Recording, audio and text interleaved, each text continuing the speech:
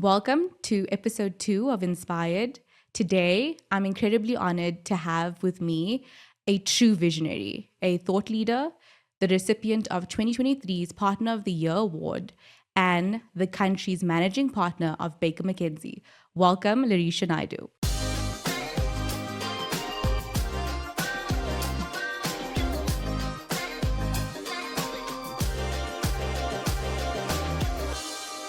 Thank you so much for joining me, Lerisha. It's thank you. such an honor to have you here. Thank you so much. Thank you. It's equally an honor to be here. I appreciate the opportunity and look forward to our chat. Yeah. I basically wanted to start off like right at the beginning. And I ask this question a lot, and I think I'm expecting different answers for different people. But what inspired you to go into the legal sector? Yeah. It's a crazy kind of culmination of things. I never had necessarily any dreams of doing anything growing up, to be honest. I just wanted to kind of be present and be in the moment and do well, and kind of things just kind of unfolded into the next. I was kind of lucky enough to be exposed to an educational psychologist when I was in school. Okay. It was, I was interested in such a vast array of things, and I think mainly I was very creative growing up, and so kind of, some people think that the law and creativity are kind of the very opposite of each other, which is not the case, and I'll talk a bit about that. But I started off through an educational psychologist, being assessed as someone that might have a good kind of command or acumen for languages, and that there were kind of several options, and psychology and English lit, and the other was law. And so I did a mixture of subjects in order to kind of explore that at a tertiary level, and ended up really excelling in my legal subjects in the main, and kind of then started to pursue that a little bit more. But the genesis also arises from a kind of deep love for human rights law and work. And my parents were very involved in a lot of kind of work around, consciousness, activism, and this idea that, we needed to kind of be more purpose-driven. Right. And so kind of the human rights and the constitutional law subjects in particular really appealed to me in my tertiary studies. And I kind of became, very interested in, making an impact through the law. So that's really how it all began. I think that's really fascinating that it didn't start off as, but it seems like it was always a deep-rooted passion, actually. I think the passion was always to make a difference and to be impactful, and to do that in a way which was authentic. I didn't really see the law as the only avenue for that, and I still don't.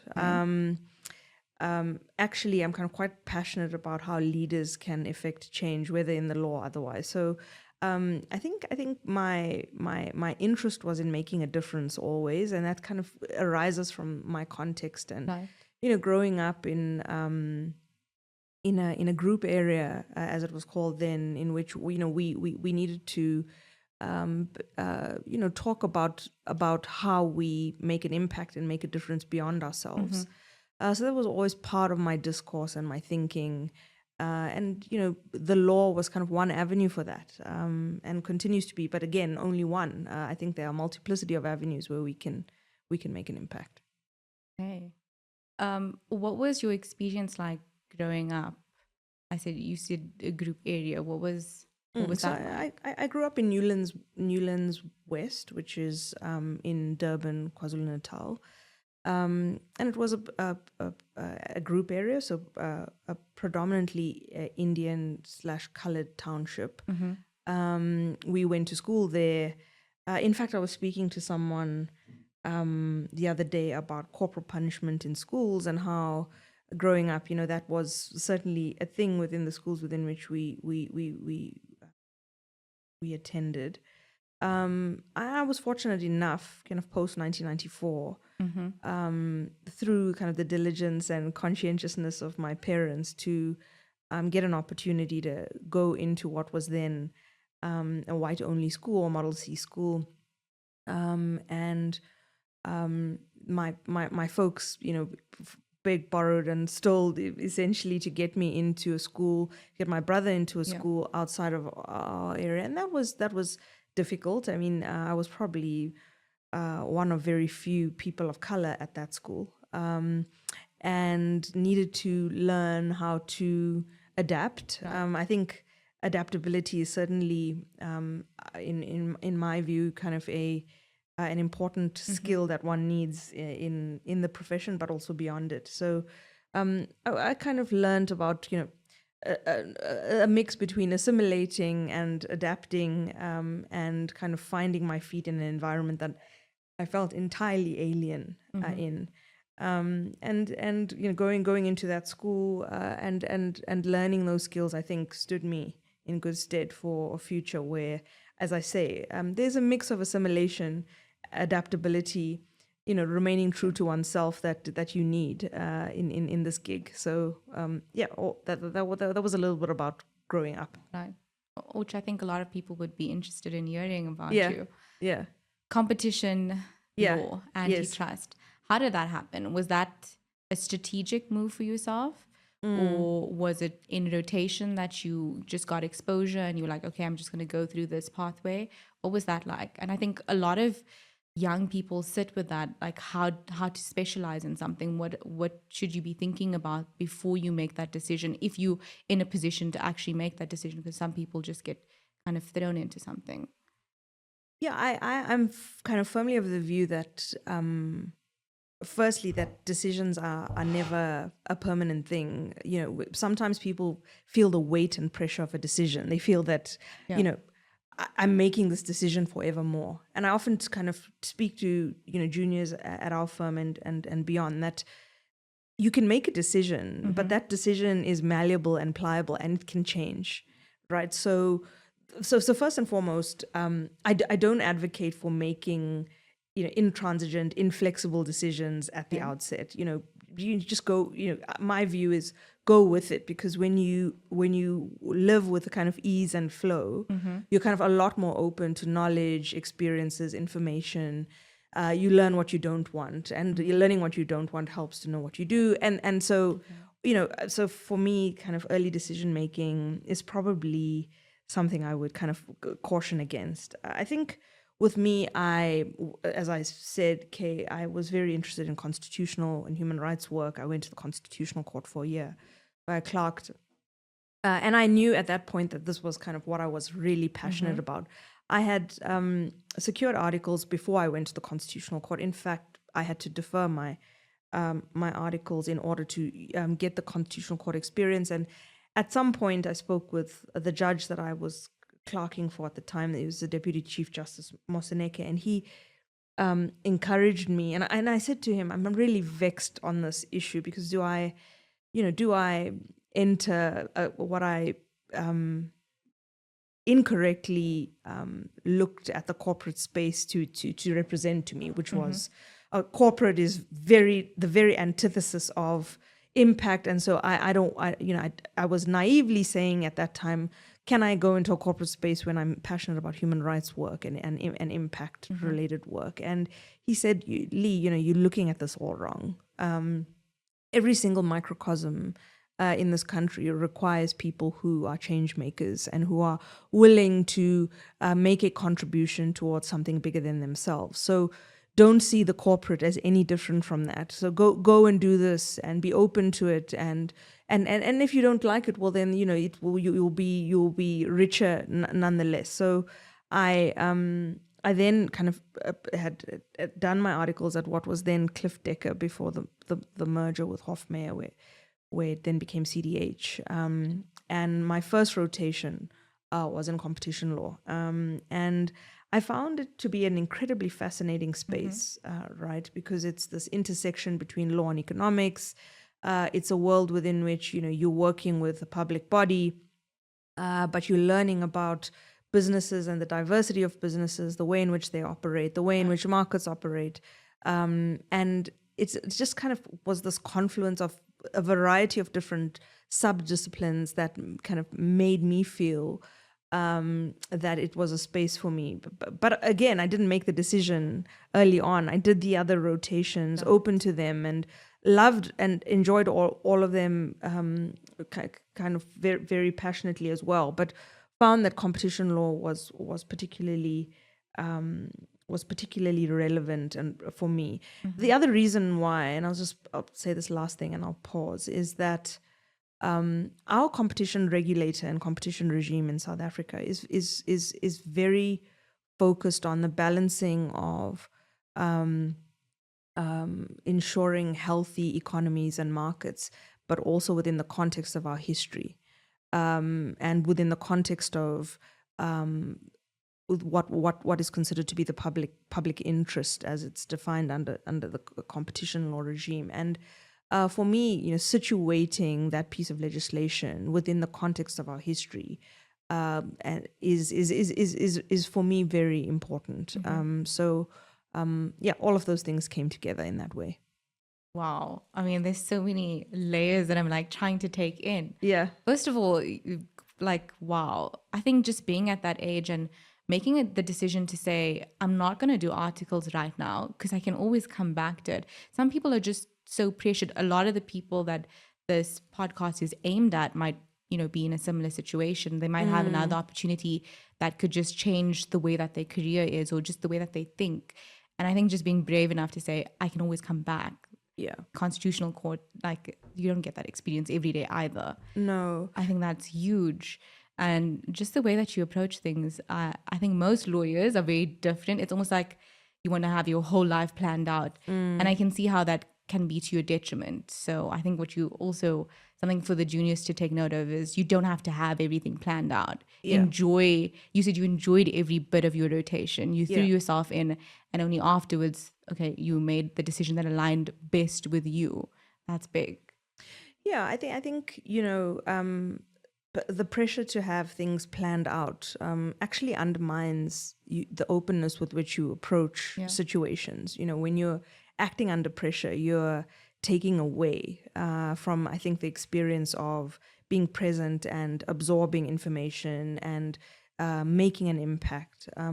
So for me, I think kind of stepping away from the pressure and just allowing, again, with kind of very esoteric words. You'll hear that a lot with me because I am probably a little bit esoteric, but the ease and the kind of flow of the experience is for me important. And I think on your point about taking the road less traveled, I think people should be more open to that. When we look at graduates coming through the door, we're looking for the holistic individual, the person that that dabbled in different things and that arrives as a whole self. Right.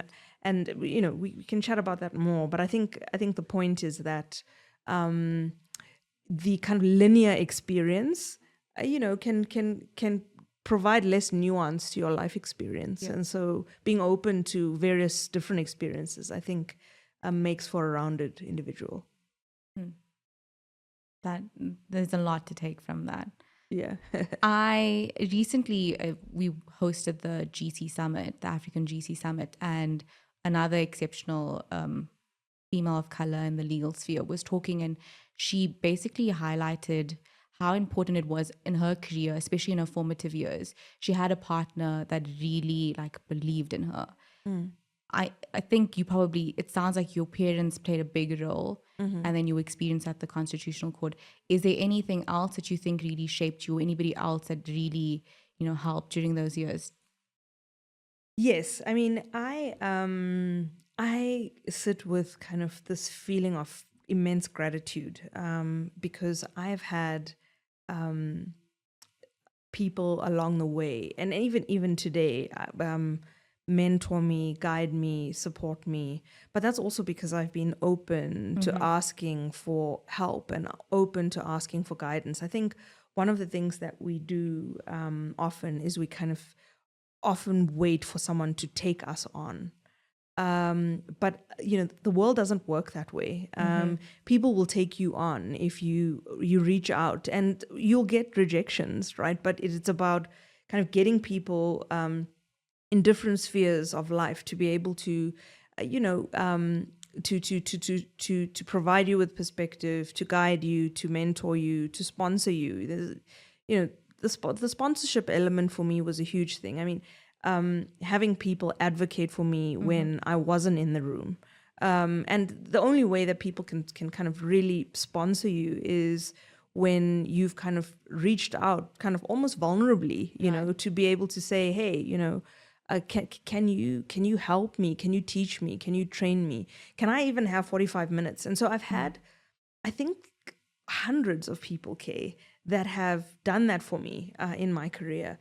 Within Baker Mckenzie, outside of Baker Mckenzie, at CDH, at clients actually who have, I've been working with someone at a client, and they've kind of then said, well, I'm happy to have a coffee to tell you how our business works and how our business runs and what leadership means to me. And so I've had those experiences which have helped kind of formulate an approach. Certainly my parents are the point of departure. Selfless, giving, conscious, always communicative, always asking me how I felt about things, but also what I thought about things, and kind of instilling in me an approach which was kind of empathic, because it was people-centric and people-focused, and that's how I try to approach leadership as well. Of course, the Constitutional Court was an incredible experience, not only with the judge with whom I work, but with various other judges. Justice Edwin Cameron springs to mind as someone that, really connected with and supported throughout my career. Justice Zach Yacoub, another justice that supported me. So I had various mentors, but I wouldn't kind of peg it on one person. I've been kind of intentional about getting people to help and support and guide, and I think that openness has been met with their willingness to do so as well. Wow, the mentors you have is incredible. No, it was and continues to be incredible. Wow. I think this might be a difficult one actually, because it sounds like there's been so many great experiences that you had working at the Constitutional Court. But as a junior, what do you remember as being maybe one of your highlights where you were just like, oh my gosh, like this is happening, I'm experiencing this? As a junior, I think,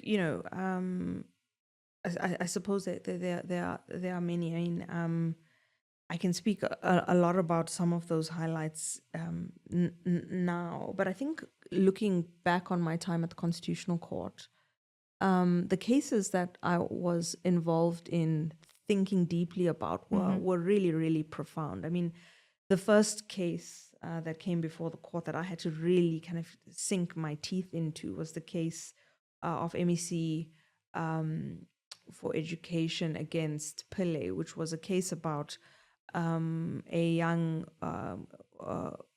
woman at the time that while she was at school wanted to wear nose stud, and the approach that the school took in relation to that case. So that was really, wow, what a really nuanced case that really got me thinking in a broad way within the context of our constitutional dispensation. The other was a case involving a female that wanted to ascend to becoming the chief of her tribe, and the community actually supporting this female chief against the idea of kind of male primogeniture and kind of customary law. And amazing that you sit in the Constitutional Court and you have the entire community there supporting this woman in her ascendancy to the chief of a tribe. Such a kind of juxtaposition between the traditional customary law and community, and that evolving into kind of the precepts of our constitution, which is gender equality and how that all works. So that was really also quite fascinating. I mean, another, experience at the Constitutional Court that I think made an impact on me was the first ever elders conference, which took place at the Constitutional Court, and that was a conference where the elders from all over the world descended upon Braamfontein, and we were fortunate enough to be a part of that. So people like Nelson Mandela and Desmond Tutu and Jimmy Carter, who's just sadly passed on, and Graça Machel, and just this range of incredible, influential people, Kofi Annan, and just there in the flesh to kind of share wisdom as the quintessential elders that they were. So another very impactful experience to be in the midst of these amazing individuals. Wow, I can't even wrap my head around that. It's taking me a minute. I note that on your social media, I saw that you have an initiative where you're encouraging a lot of youth to actually, or law graduates, to go and see the Constitutional Court and clerk there, I think, if I'm not mistaken. Yeah, I mean, our grad program does have an element of kind of going to the Constitutional Court and, being, just seeing the art, sitting in the court itself, watching proceedings. We don't approach corporate law as kind of divorced from the world. Right. What we want is to be able to, as I say, show up holistically for our clients, and to be able to do that, we want our juniors to have an understanding of our history and our context, within the framework of the Constitution, and to be able to then show up in that way. So that's part of our curriculum as a grad program, but we certainly encourage people to clerk at the court as well, and very happy to talk about them coming back to us when they're done, if they're still interested in that journey through a corporate law firm experience. Okay.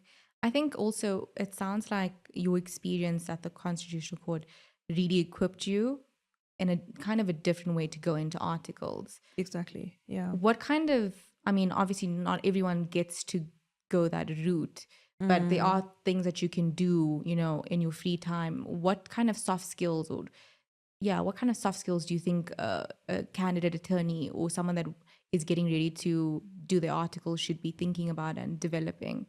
Yeah, it's a great question. A couple of things. I mean, the first thing that the court taught me was to be incredibly pedantic on detail. I mean, you cannot produce a judgment of the Constitutional Court that is not punctuated appropriately, that is not footnoted appropriately, where the references in the footnotes are not checked. You cannot produce a judgment of a Constitutional Court that is stylistically improper, aesthetically improper, in that paragraphs are not spaced correctly.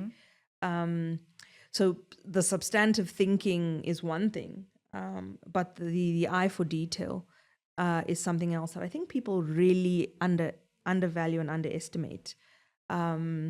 Edit, and in the team that I work in, that is kind of the primary piece, that I want to see a piece of work that is substantively excellent and aesthetically excellent, because what I want is not to be able to detain myself on commas and grammar, on spelling, on paragraph spacing and so on. I want to sit with you and I want to talk about the way you've approached this. So detail, both substantively and aesthetically, and from kind of format and punctuation, all of that is something that I think people really will differentiate themselves in focusing on. The other is, of course, the Constitutional Court judgment is the outcome, But in order to get there, there are various legal perspectives that the court has to deliberate upon. And that's kind of how we need to think about how we approach client work.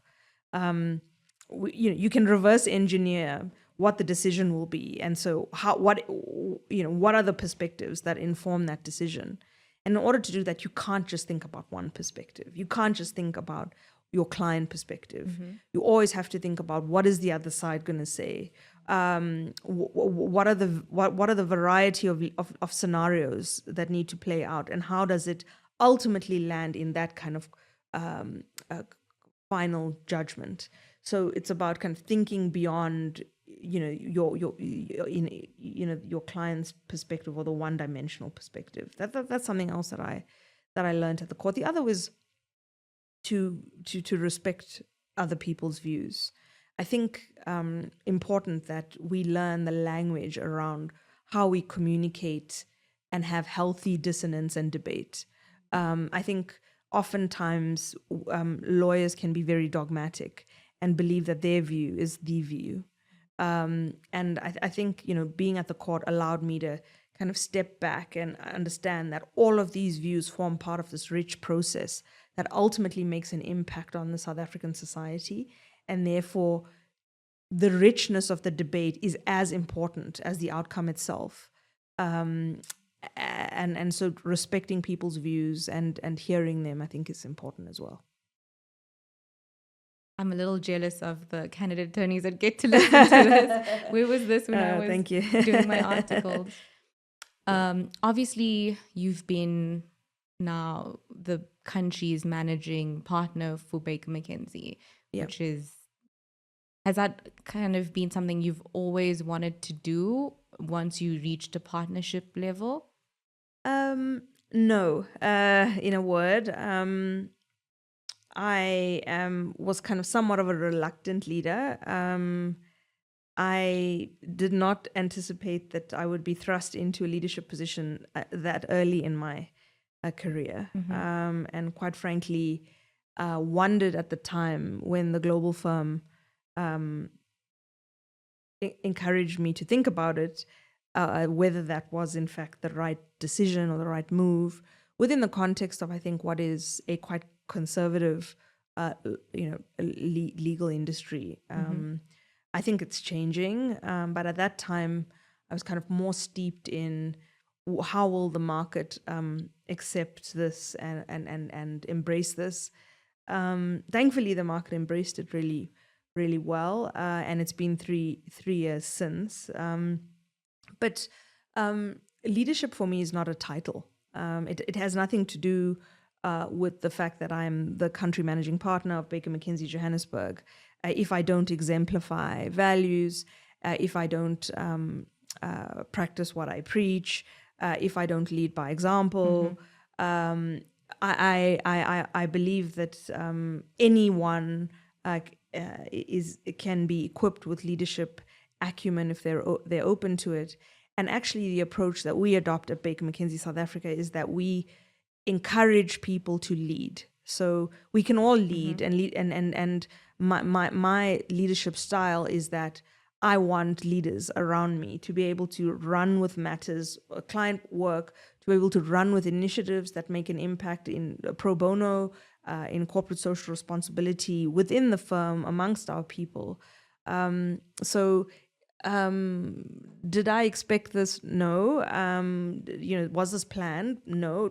It's as unplanned as anything else that I've approached in my career. But I'm here now and really passionate about it. So yeah.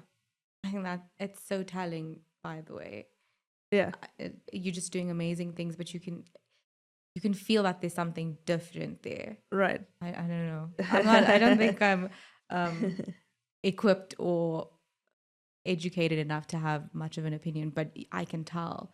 Like everything seems to be so different. The energy at the firm itself feels different with your leadership. I think it's because you care so much, and it's bigger things that matter to you. Thank you. I mean, thank you, Kay. I think you. This is a great conversation. So don't underplay that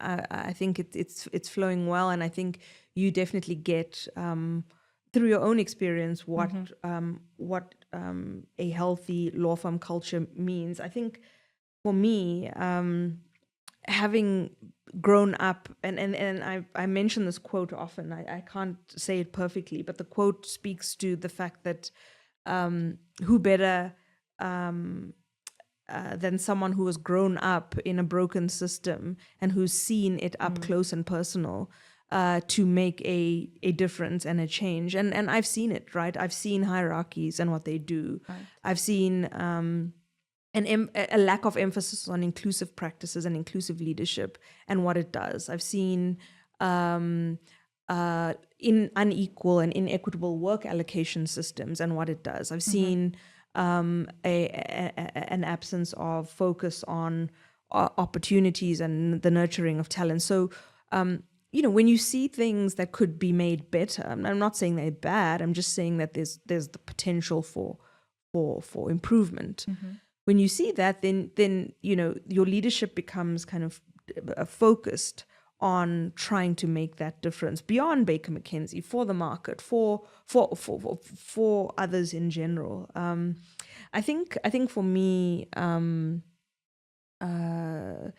this is an opportunity, not just through me, but through various others, and amazing stalwarts in the industry, amazing leaders in the industry, to focus on leadership in law and how that can make a change to the experience of juniors growing up in this profession, and how we can kind of create a legacy, that can go beyond any of us. So I am really passionate about leading with the difference, being people-centric, focusing on people so that people focus on outcomes. Right. And I'm hoping that can make some kind of tangible change over time. Going to. A lot of people want to work at Baker Mckenzie, a lot of juniors, whether it's as a candidate attorney, associate, senior associate. Yeah. Obviously, sometimes you'll be involved. Other times it would be the partners that, work under you that would be involved in the hiring process. What do you think is important to you guys when you are hiring? What are the things that you're looking for besides technical skills? Because that's a given that's what, is needed. Yeah, I think it's a very competitive as market, as you know. And you are right that technical skills and technical acumen are regarded by us as something that ought to be a given. So you're right about that. Having said that, we want, as I say, the holistic individual. We want to be able to see the partners of the future when we have a discussion, and that's not to put any pressure on an engagement, but it's there to show that we are looking beyond the moment. We are looking for kind of individuals that can contribute to the sustainability of the law firm, contribute to kind of a long road with us. Again, that's not to say that we own the people that come through our doors. We want people to explore and go and see the world. And actually, with Baker Mckenzie, there are individuals that will go sit in another office for a couple of years, and that's absolutely fine. But what do we want? We want, when we say we want to see the partner of the future, we don't want a partnership that looks like all the partnerships of the past. Okay, so we want diverse stories. We want whole selves. We want entrepreneurship. We want to see that someone can hustle. In fact, the hustle is kind of how it's the energy of our firm. It's the energy of our office. It's the entrepreneurial lawyer, the lawyer that wants to do things differently, the lawyer that cares about solutions, as opposed to kind of an academic exposition that our clients are kind of less interested in. We want people that will contribute to our culture. We want people that will take our culture of friendship seriously. We want people that will lead. As candidate attorneys, we want leaders. We want you to lead in an initiative. We want you to be invested in our community. We want to hear your passion for pro bono work. So these are some of the things, and it doesn't have to all be in one person. Yes. But these are some of the things that we look at. One more thing. Okay. Maybe. I think the idea of being better than each other is so last season. I think what we often look for in candidates is how candidates help each other. So how do you help each other? How do you celebrate each other? How do you stand back for someone else? I think those are qualities of EQ that differentiate the kinds of people we want in our organization that will fit in. And by the way, not fit in, add to our culture. Fitting in, again, is something that we're not encouraging. We're encouraging adding to a culture in a way that is consistent with values. But competing is something that I think we're less enamored by than how do we help, how do we support, how do we collaborate, how do we build other people up, how do we celebrate each other, how do we work as a team. I can just kind of envision the environment that you're creating. Very different from some of the firms I know. And like just some of my colleagues that have mentioned things. It is a very competitive background. But when I actually did my articles, which was at Legal Aid, in the beginning, I think I was guilty of, I want to be the best. And you quickly realize the strength actually lies in your colleagues. Because there's so many people that's smarter than me, that have better solutions than me, that may have read a case that I didn't know of. And I think a true strength actually does come from relying on each other. Yeah. So I love that. Wow. I mean, I think to build a strong practice is to identify and nurture talent, because you are by no means the end all and be all of a practice as a partner of a practice. In fact, you are wholly reliant on the efficacy of the team. And so the skill that we are developing in juniors is to teach and train and mentor the people below you in the proverbial hierarchy.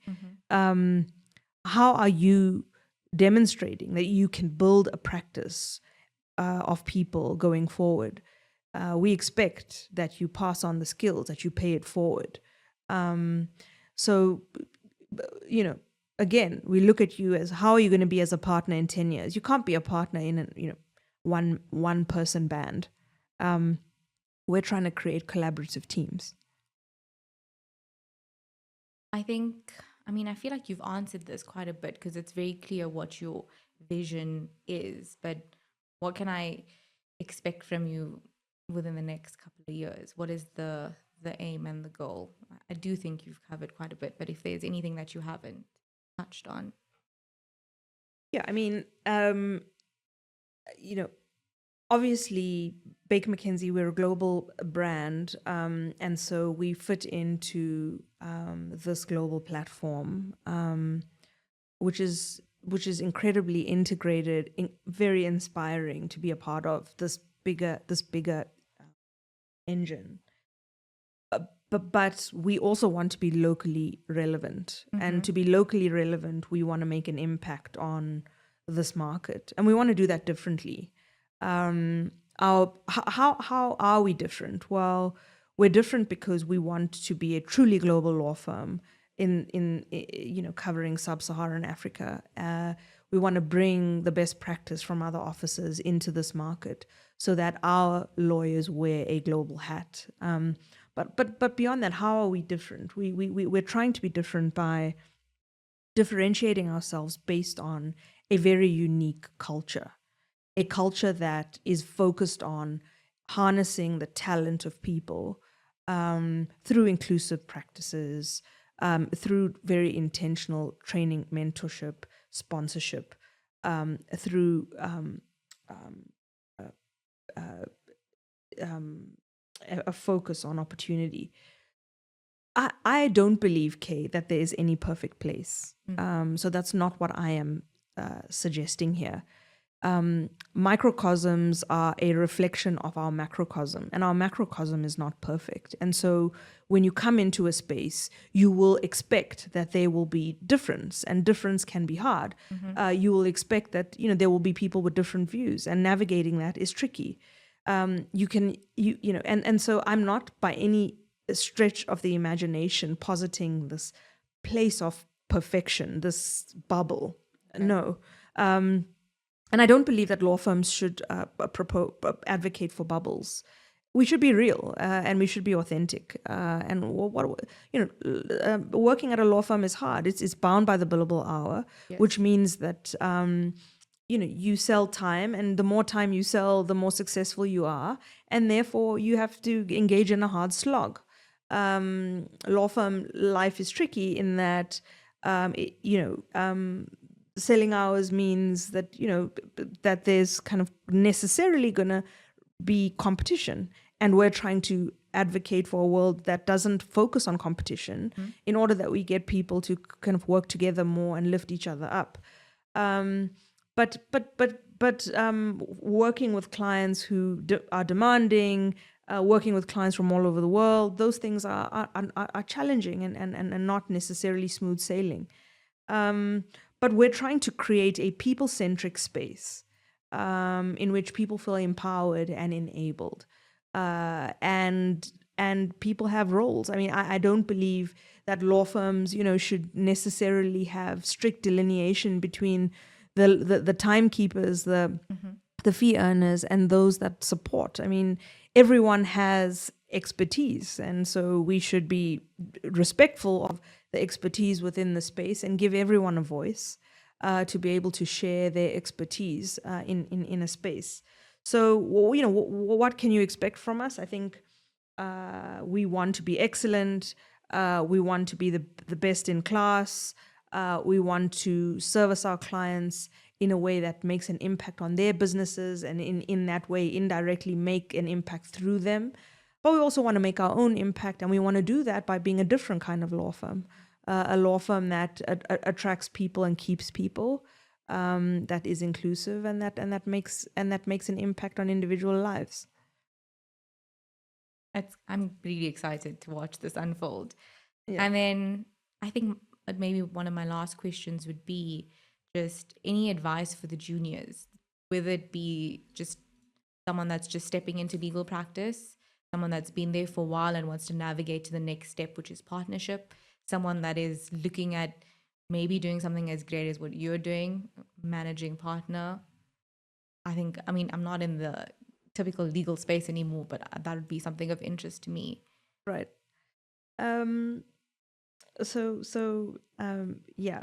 Advice. Maybe some thoughts. Okay. Because a couple of thoughts. The one is this idea that people must just kind of walk into a space and be themselves. Mm-hmm. For me, seems like we're putting too much pressure on people and not enough pressure or not enough focus on the environment. So I think that environments need to change in order to be more inclusive, and I'm incredibly passionate about the topic of inclusion. But I do think that there is work that we can do in practicing our own authenticity. And I say practicing because it's not easy to kind of initially walk into a law firm and know the difference between a red wine glass and a white wine glass. Our stories are so different, and we must acknowledge our stories within the context of our journeys. We all kind of then converge in a space, and we can't just be the same. And so part of I think my liberation within the context of a law firm was deciding that I was just going to be me, and I was going to practice being me So if someone said something and I didn't know what they were talking about, I would be brave enough and courageous enough to say, sorry, I don't understand that. Can you explain that to me? And that takes courage, because what you want is to appear to be all-knowing in these spaces, right? Yes. But authenticity is something that I think is a superpower in the law firm context, and needs to be practiced by everyone in order to really harness the benefits of diversity. So for me, I would challenge people to constantly go back to who they are, and constantly go back to practicing who they are authentically within that space, so that you show up. When I decided that I was going to show up, my career took a complete turn, because for the first part of it, I was trying to be someone I wasn't. And when I decided that I would show up as myself, there was definitely a shift in the way in which I was performing and progressing in the environment. So I think authenticity is a huge piece for me. I think kind of conscientious hard work is really, really important, but also getting allies within an organization to be mentors and sponsors for you is incredibly important. When people speak up for you, you see that change. So I think that's really important. I also think kind of remembering that you have your own sense of agency. Your career and your life is in no one's hands but your own. And so people kind of need to push their careers with tenacity, not kind of sitting back and waiting, but always being hungry enough and kind of pushing with passion, and knocking on doors. It can be exhausting and difficult at times to constantly do that. But the career and the career choice requires resilience. We need the resilience to be able to push on because of the imperfections. And then lastly, to your question on leadership, I mean, I think that people who have aspirations of leadership should find opportunities to lead in any and all ways. There's a particular pro bono project, I'm going to do that. There's an opportunity to sit on a board, I'm going to try and do that. I am going to, try to find opportunities that expose me to kind of leadership experience that's needed in order to get there. I did have leadership experience before I became the managing partner. I sat on a management committee before that. I sat on various subcommittees of things. So and even things such as the social committee, sport, so find opportunities to get that experience and exposure so that people can see, and you build a credibility around, I think, what is a different skill set, the leadership skill set. So those would be my thoughts on that. Other things that thought leadership, right? Writing about leadership. And what it means to you is another opportunity to demonstrate your passion for the subject. There are so many gems that you've given us. I'm incredibly grateful. I think I'm probably going to be thinking about this for a while, because there's so many little pieces that I found so useful. And I know a lot of the juniors are going to take it all in and probably hopefully rewatch and learn. There's so much. I mean, there's just so much to learn from you. I'm really grateful. Thank you so much. No, thank you so much, Kay. Thank you. And thanks for all that you're doing. It's an incredible project to kind of get voices and perspectives to motivate others and to guide. And so, congratulations. Keep doing what you're doing. This is awesome and a great privilege to be a part of it. So thank you.